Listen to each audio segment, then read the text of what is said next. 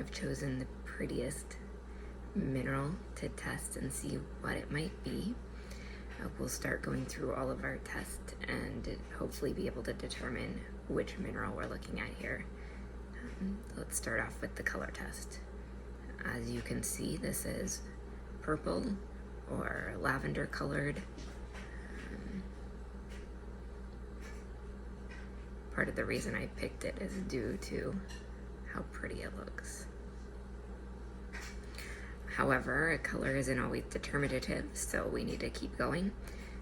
The luster test. The luster of this is not metallic. It does not look like a metal. It is somewhat reflective, though. I would call it glassy. So it looks like a glass, and you can see inside. It's translucent, and also it sort of has a milky look to the inside of the mineral. All right, let's do our streak test. We'll take our porcelain plate and give it a good scratch.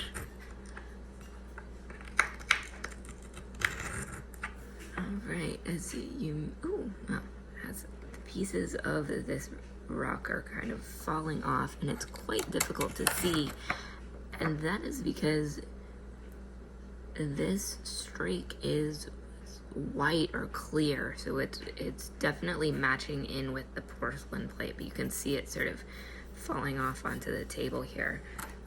So we have a white or clear streak from this rock. And now let's take a look at the hardness. So we just scraped it against the porcelain plate, and so it easily, the porcelain plate easily wins that. So we know it's less hard than the plate. So let's try it against the glass. Here's our glass plate with a hardness of, I believe, 5.5. So if I scratch this against the glass, it doesn't cause any scratch at all. There's nothing. These scratches are from the other minerals. There's nothing against the glass. And if I take the glass and scratch the mineral,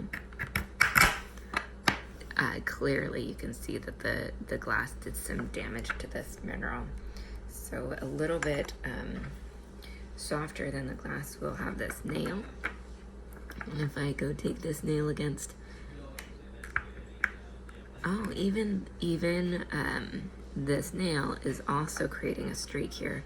So we know this must be, the mineral is softer than the nail, which is about a 5 hardness.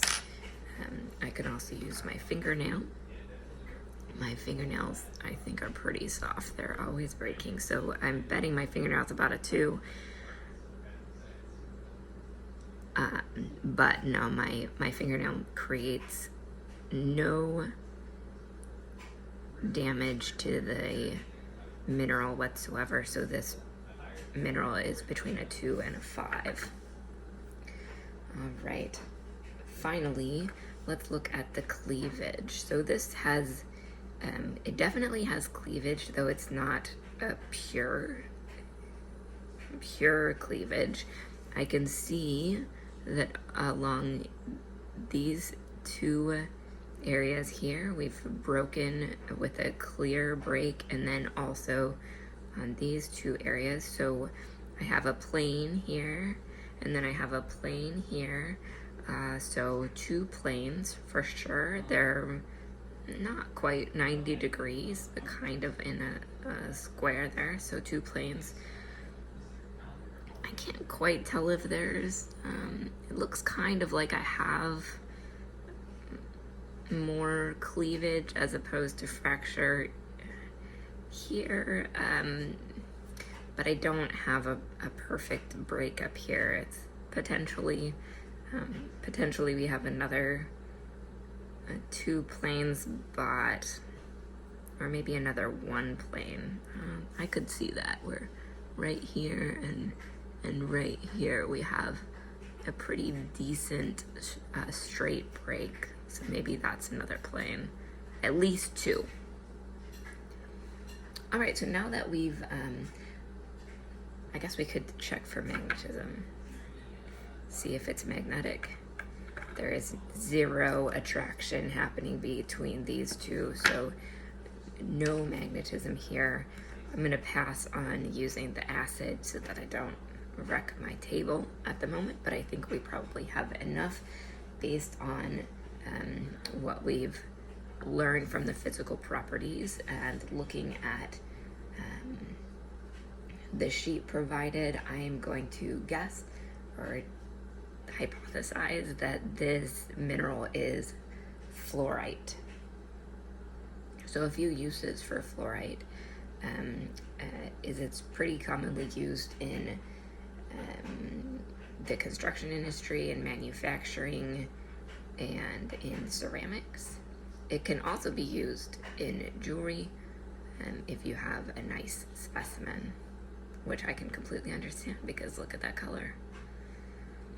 And then the last bit is how it's formed. So these are kind of interesting. They're formed in, let me find the word, hypothermal activity within the Earth's crust. So that means they're formed when very hot water is seeping through cracks in the rocks in the Earth's crust, and because of that very hot water and the movement of the water, slowly over time, these crystals are able to form in these perfect shapes. All right, I hope you enjoyed looking at this beautiful purple mineral and learning all about it with me. Thank you.